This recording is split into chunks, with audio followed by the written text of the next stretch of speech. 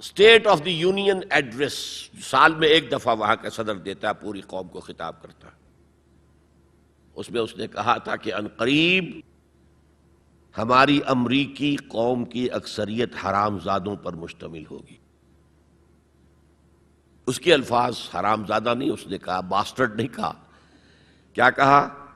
Born without any wedlock, ماں باپ کے درمیان کوئی شادی کا بندھن ہے ہی نہیں اور بچے پیدا ہو رہے ہیں، یہی تو حرامی کہلاتے ہیں ہمارے ہاں۔ حرام زادہ کسے کہتے؟ اور یہودیوں نے حضرت مسیح کو کیوں کہا حرام زادہ؟ ان کا کہنا یہ ہے، جھوٹ ہے، بکواس ہے، لیکن کہنا یہ ہے کہ حضرت مریم سلام علیہا کا رشتہ تو ہو گیا تھا، نجار یوسف نجار ایک بڑھئی تھا، اس سے رشتہ ہو گیا تھا، لیکن ابھی وداعی نہیں ہوئی تھی کہ انہوں نے تعلق زن و شوق قائم کر لیا، تو یہ تو حرام کام ہوا، زنا ہوا، تو ولد الزنا ہے۔ بہرحال خاندان کا ادارہ تلپٹ ہو کر رہ گیا ہے، بنیادی طور پر اس کے لیے آئلی قوانین جو قرآن نے دیے، اور میں آپ کو یاد دلاتا ہوں، پتہ نہیں آپ کو یاد ہے کہ نہیں، جب شاہ بانو کیس کا معاملہ یہاں چلا تھا، اور میرے ساتھی جو لاہور سے بھی آئے ہوئے ہیں انہیں، اور میرے لوگ جو میری تقریریں سنتے ہیں، میں نے بارہا کہا کہ میں مسلمانان بھارت کو سلام کرتا ہوں۔ انہوں نے اپنی آئلی قوانین میں آج تک کوئی دخل اندازی نہیں ہونے دی، جبکہ ہمارا حال یہ ہے کہ 1962 میں ایک ڈکٹیٹر، خود ساختہ فیلڈ مارشل، اس نے آئلی قوانین کا آرڈیننس نافذ کیا، جس کو سب نے کہا، شیعہ، سنی، دیوبندی، بریلوی، اہل حدیث، جماعت اسلامی، سب نے کہا یہ غلط ہے اسلام کی روح سے، لیکن کوئی تحریک نہیں چلائی۔ جان تو کیا دینی تھی، کسی کے نکسیر تک نہیں پھوٹی، وہ آرڈیننس سے قانون بن گیا، اور ضیاء الحق صاحب 11 سال تک اسلام اسلام اسلام اسلام پکارتے چلے گئے، اس آرڈیننس کو ہاتھ نہیں لگایا، قوانین جو کے تو رہے، یہاں تک کہ انہوں نے فیڈرل شریعت کورٹ قائم کی،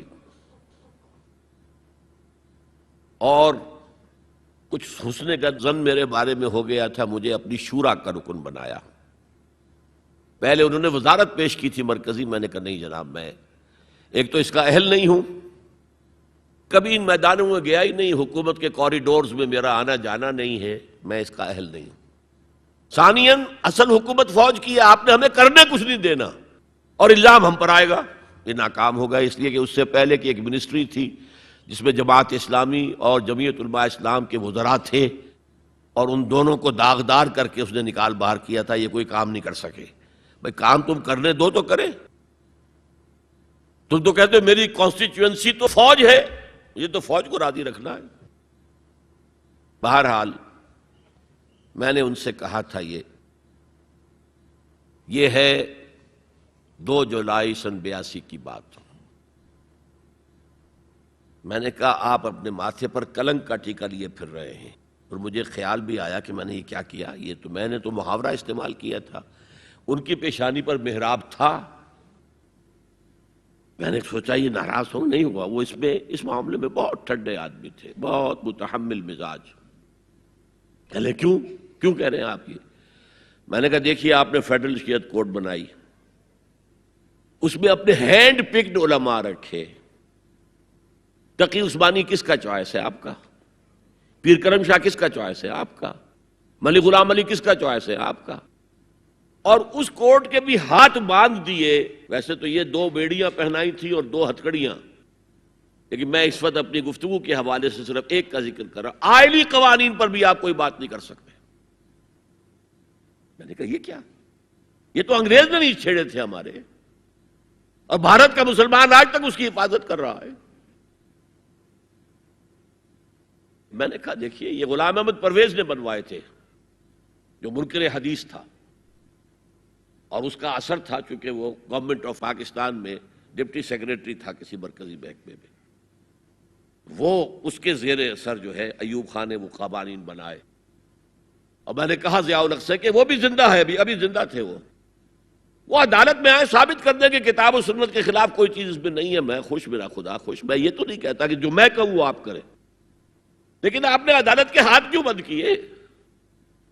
کہنے لگے کہ پھر ان خواتین کو کون مطمئن کرے گا؟ میں نے کہا اگر آپ کا سوچ کا انداز یہی ہے تو یہ میرا استعفی حاضر ہے، میں آپ کی شورا میں نہیں بیٹھ سکتا، استعفی دے کر آگے۔ میں جو حوالے سے بات کر رہا تھا وہ یہ کہ جب یہاں وہ ایجیٹیشن ہوا ہے اور میں دلی میں تھا اور میں نے انگریزی اخبار میں فوٹو دیکھا تھا کہ جس قدر عظیم ایک جلسہ بمبئی میں ہوا تھا، کیپشن یہ تھا اخبار میں اے میمتھ گیدرنگ آف بامبے مسلمز، میمتھ، اور اس میں ظاہر بات ہے ایجیٹیشن کے اندر جانیں بھی دینی پڑی، سب کچھ ہوا۔ پھر حکومت نے گھٹنے ٹیک دیے کہ نہیں؟ اور صرف گھٹنے نہیں ٹیکے، راجیو کی یہ تقریر لوک سبھا کی ریکارڈ پر ہے کہ میں نے تو اس سے پہلے کبھی مطالعہ نہیں کیا تھا، اب اس مسئلے پر مطالعہ کیا ہے تو میں نے دیکھا ہے کہ جتنے حقوق اسلام نے عورت کو دیے کسی مذہب نے نہیں دیے۔ یہ بات ہے جو اسے ماننی پڑی، لیکن برابر آپ کر دیں گے تو خاندان کا ادارہ ختم ہو جائے گا۔ اسی لیے فرمایا گیا الرجال قوامون علی النساء فالصالحات قانتات حافظات للغیب بما حفظ اللہ۔ مرد حاکم ہیں عورتوں پر، نیک بیویاں وہ ہیں جو اپنے شوہروں کی اطاعت کرتی ہیں۔ ظاہر بات ہے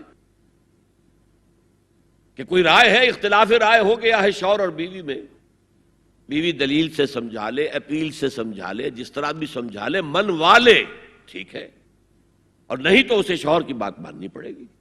فالصالحات قانتات، وہی لفظ جو ابھی آپ نے پڑھا، قانتین بالقانتات، فرما بردار مرد اور فرما بردار عورتیں۔ تو نیک بیویاں تو وہ ہیں جو اپنے شوہروں کی اطاعت گزار ہیں، اس سے وہ بانڈ جو ہے مضبوط رہتا ہے۔ پھر اسلام نے اتنا منصفانہ نظام کیا ہے قائم۔ میں نے آپ کے سامنے اقبال کا ایک مصرع پڑھا تھا، وہ جو ابلیس نے کہا کہ عصر حاضر کے تقاضاؤں سے ہے لیکن یہ خوف ہو نہ جائے آشکارا شر پیغمبر کہیں۔ زمانے کا تقاضا یہ، زمانہ ادھر جا رہا ہے، مجھے خطرہ ہے اسلام آئے گا جو آج بش کو خطرہ ہے، آئے گا چاہے اس سے پہلے لاکھوں مسلمان قتل ہو جائیں، چاہے اس سے پہلے کروڑوں مسلمان قتل ہو جائیں۔ تاتاریوں کے ہاتھوں بھی کروڑوں قتل ہوئے تھے، لیکن پھر تاتاریوں نے مسلمانوں کو فتح کیا تھا، اسلام نے تاتاریوں کو فتح کر لیا۔ ہے عیاں فتنہ تاتار کے افسانے سے، پاسماں مل گئے کعبے کو صنم خانے سے۔ ہو سکتا ہے اب بھی ایسا ہو جائے، تو وہ ڈرتے ہیں کہ یہ نظام آئے گا، اس لیے اتنے خوف زدہ ہیں۔ جب اللہ نے مرد کو بنایا طاقتور زیادہ، اور عورت کا حسن یہ ہے کہ وہ نازک ہو۔ وہ کبھی کوئی حمیدہ پہلوان ہوتی تھی بھارت میں ایک، اس نے جو کہا تھا کہ میں اس سے شادی کروں گی جو مجھے پچھاڑ لے۔ میں کون پچھاڑے گا اس کو، خود ہی پچھاڑ جائیں گے وہ۔ تو عورت کا حسن تو نزاکت میں ہے، لہذا بھاری بوجھ اس پر نہیں ڈالے۔ ملک کا ڈیفنس مردوں کا ذمہ داری ہے، نان نفقے کی فراہمی مردوں کی ذمہ داری، عورت کی نہیں ہے۔ عورت کا کام ہے گھر میں رہے، شوہر کے لیے اچھا ماحول پیدا کرے۔ اب اگر دن بھر 8 گھنٹے عورت بھی کام کر کے آئی ہے، کسی باس نے بھی جھڑک دیا ہوگا، کچھ اور ہوگا، تھکی تھکائی اور طبیعت تقدر لے کر آئی ہے، مرد کا بھی یہی حشر ہے، گھر میں جائیں گے تو کیا ہوگا؟ لڑیں گے۔ لیکن گھر میں رہی ہو عورت، پھر بچے آ جاتے ہیں، 1 بجے آ گئے، ماں باپ دونوں آئیں گے شام کو 6 بجے، 7 بجے، 8 بجے۔ بڑے بڑے شہروں میں تو وہاں پر 2-2 گھنٹے تو لگتے ہیں گھر پہنچنے میں۔ یہ بچے کیا کریں گے؟ کس قسم کے تجربات کریں گے کہ سارا بیڑا غرق ہو رہا ہے. عورت کے ذمہ نہیں ہے کام کرنا. کہتے ہیں مجبوری ہے. آپ اپنے سٹینڈرڈ آف لیونگ کو بڑھاتے جائیے بڑھاتے جائیے بڑھاتے جائیے، دونوں کی سر توڑ محنت کے باوجود آپ کا جو ہے تقاضا پورا نہیں ہوگا، اور اسی کو سکیڑ لیجئے. کمانا شوہر کا کام ہے، بیوی کا نہیں. اس کو اقبال نے کہا ہے کہ اسلام کا معاشرتی نظام دو حصوں پر مشتمل ہے. حافظ ناموس زن، ایک تو عورت کی عصمت و عفت کی حفاظت. مرد آزماں، مرد کے اوپر چیلنج ہے. بھاری بوجھ تمہیں اٹھانے ہیں، مرد آزماں مرد آفرین.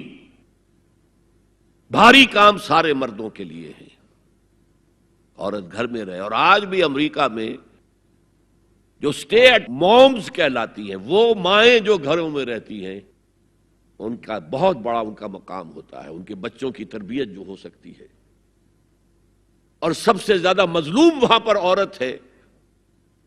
مجھے بتایا جاتا ہے کہ جب سردی برف پڑ رہی ہوتی ہے تب بھی سب سے پہلے سڑکوں پر آپ کو عورتیں نظر آئے گی. مرد 1 گھنٹے بعد گھر سے نکلے گا، کیونکہ اس عورت نے کہیں اپنے بچے کو کسی بیبی سیٹر کے پاس، چلڈرن کیئر کے پاس بھیجے گی، پہنچائے گی، پھر اپنے آفس جائے گی. شام کو آفس سے نکلے گی، وہاں سے بچے کو لگی، پھر گھر آئے گی. مظلوم ترین عورت ہے وہاں پر. دونوں بوجھ ڈال دیے اس پر. حمل بھی وہ اٹھائے، ولادت کی سختی بھی سہے، اور معاش کا بوجھ بھی ڈالو اس پر. واقعہ یہ ہے کہ آج کی عورت انتہائی مظلوم عورت ہے. ایک تو اسے کھلونا بنا لیا. عجیب حیرت ہوتی ہے مغربی تہذیب کو کیا ہوا ہے. عورت ننگی، مرد پورا لباس پہنے ہوئے، پینٹ بھی ہے اور کوٹ بھی ہے اور سوٹ پورا ہے اور ٹائی بھی ہے، اور عورت ننگی ہے. اور شدید ترین سردی کے اندر ٹانگیں ننگی ہیں اس کی. یہ اسلام کا معاشرتی نظام اس کو کسی صورت گوارا نہیں کرتا. طلاق کے معاملے میں یہی فرق رکھا. مرد دے سکتا ہے طلاق، عورت لے سکتی ہے، دے نہیں سکتی. لے گی تو خلا کہلائے گی، یا عدالت میں جا کر ثابت کرے، یا یہ کہ کوئی ایلڈرز آف دی فیملی ہوں وہ درمیان میں آئے اور عورت کہے کہ میرا اس کے ساتھ نباہ نہیں ہو سکتا. خود طلاق نہیں دے سکتی، کیونکہ عورت کے اوپر جذباتی طور پر ہر مہینے میں چند دن ایسے آتے ہیں جو چڑچڑی ہوتی ہے. اس چڑچڑے پر میں وہ کچھ بھی کر بیٹھے، اسے طلاق کا حق نہیں دیا. مرد کو حق حاصل ہے. ہاں، اگر ناحق طلاق دے گا اللہ کے ہاں پکڑا جائے گا. یہ بات جو ہے مرد اور عورت کو برابر کے طلاق کے حقوق، یہ بھی خاندان کی جڑ کھودنے کے مترادف ہے. اچھا، بیٹے اور بیٹی میں وراثت کا فرق ہے. کیوں؟ بیٹا شادی کرے گا تو مہر دے گا، لڑکی شادی کرے گی تو مہر لے گی. حالانکہ ضرورت لڑکی کو لڑکے کی ہے، لڑکے کو لڑکی کی ہے، دونوں کی ضرورت تو برابر ہے. لڑکا مہر دے اور لڑکی لے. کیوں؟ تاکہ یہ معلوم ہو کہ یہ سربراہ ہے. حافظ ناموس زن، مرد آزماں، مرد کی ذمہ داری ہے. ہم نے اسی ضمن میں پاکستان میں ایک تحریک شروع کی، شادی بیاہ کے ضمن میں. یہ بھی ہمارا بڑا سوشل فنکشن ہے، بہت بڑا. اور اس میں فضول خرچیاں ہو رہی ہیں. حرام کی کمائی ہوئی کمائی جو ہے وہ پانی کی طرح بہائی جاتی ہے. ابھی مجھے ایک صاحب نے بتایا کہ ممبئی میں 2 شادیاں ہوئی ہیں مسلمانوں میں. ایک میں 1.5 کروڑ روپیہ خرچ ہوا، ایک میں 80 لاکھ خرچ ہوا. ہم نے وہاں اصلاحی تحریک شروع کی. ضیاء الحق صاحب نے بھی کوشش کی تھی، آرڈیننس پاس کیا تھا، لیکن یہ چیزیں قانون سے نہیں. آپ کہیں کہ کسی دعوت میں 50 سے زیادہ مہمان نہیں آئیں گے، وہ 100 آ گئے تو زیادہ زیادہ یہ ہوگا پولیس والوں کو رشوت کا کھاتا کھل گیا، جو یہ پیسے لے جائیے صاحب. کبھی کبھی وہ پکی پکائی جگہ لے جا کے اپنے تھانے میں بیٹھ کے کھاتے تھے. لیکن قانون سے نہیں بدلتا مزاج. ہم نے کیا طے کیا؟ دیکھو یہ ہے